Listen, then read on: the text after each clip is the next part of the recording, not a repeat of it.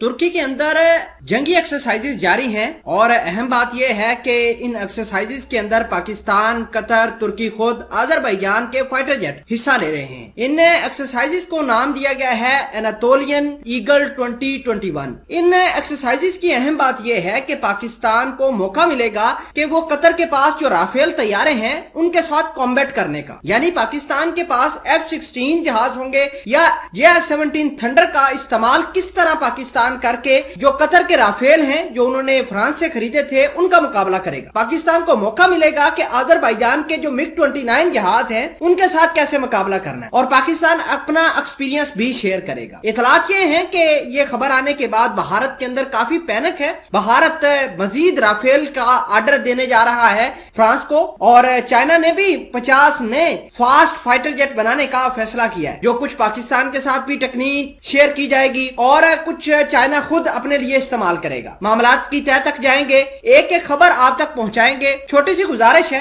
कि आप हमारा YouTube चैनल हसनाट टीवी को सब्सक्राइब कर लें, घंटी के निशान को दबा लें ताकि लेटेस्ट न्यूज आप तक पर वक्त पहुंचती रहे। सबसे अहम बड़ी बात यह है कि तुर्की के अंदर एनाटोलियन ईगल 2021 एयर एक्सरसाइजेज जारी हैं और इन एक्सरसाइज में पाकिस्तान के दो किस्म के जहाज वहां पर मौजूद हैं, F-16 भी और F-17 थंडर भी। अब पाकिस्तान इन दोनों जहाजों का इस्तेमाल करके कतर के आए हुए जो राफेल तैयारे हैं जो उन्होंने फ्रांस से परचेज करे थे उनके खिलाफ महाजराई करने की कोशिश करेगा। देखिए कि भारत ने बहुत सारे राफेल इकट्ठे किए हैं। अब इन एक्सरसाइजेज से तुर्की को भी फायदा होगा, पाकिस्तान को तो फायदा है ही, क्योंकि पाकिस्तान जैसे जैसे अपने F-17 थंडर का इस्तेमाल कतर के राफेल तैयारों के साथ करेगा तो वैसे वैसे भारत के जो राफेल है उनकी क्रेडिबिलिटी कम होगी, क्योंकि पाकिस्तान ऑलरेडी इनके साथ कॉम्बैट एक्सरसाइजेज कर चुका होगा। पाकिस्तान को यह पता होगा कि ये तैयारे किस तरह के हैं और इनको कैसे हैंडल करना है। यही कुछ तो हम एक्सरसाइजेज के अंदर सीख रहे हैं। अहम बात यह है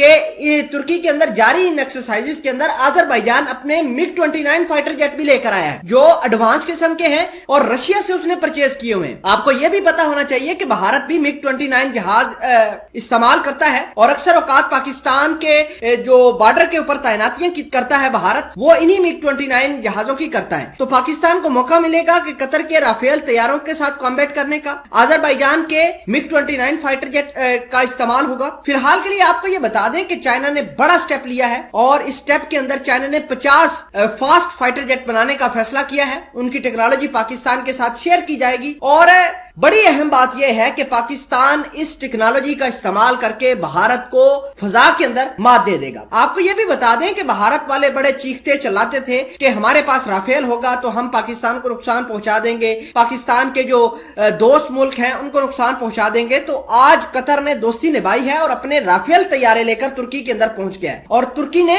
पाकिस्तान को इन्वाइट कर दिया है। अब देखिए कि मामला किस तरफ चल रहे हैं। तो भारत की क्रेडिबिलिटी, इनके जहाजों की क्रेडिबिलिटी बिल्कुल जीरो होकर रह गई है।